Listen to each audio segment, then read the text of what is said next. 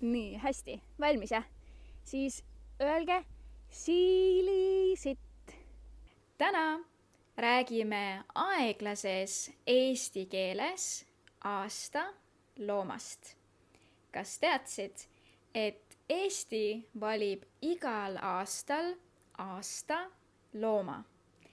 Eelmisel aastal oli aasta loomaks põder ja aastal 2024 oli aasta loom saarmas. Ja sellel aastal ehk 2026. aastal on aasta loom siil.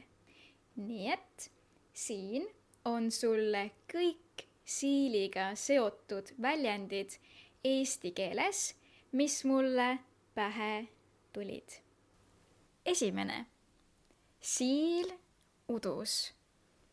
Ta on nagu siil udus ehk ta on segaduses või ei saa aru, mis toimub.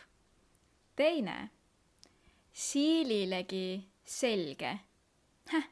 See on ju siililegi selge ehk see on ilmselge või väga arusaadav. Kolmas. Podisema või turtsuma nagu siil.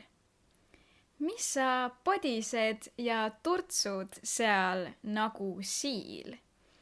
Ehk siis, kui keegi on pahane või rahulolematu, aga ei väljenda seda.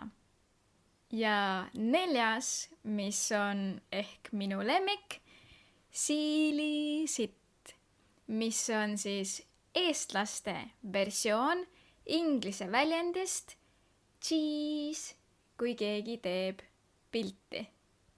Ma loodan, et need meeldisid sulle ja kirjuta kommentaaridesse, millist sa kasutama hakkad.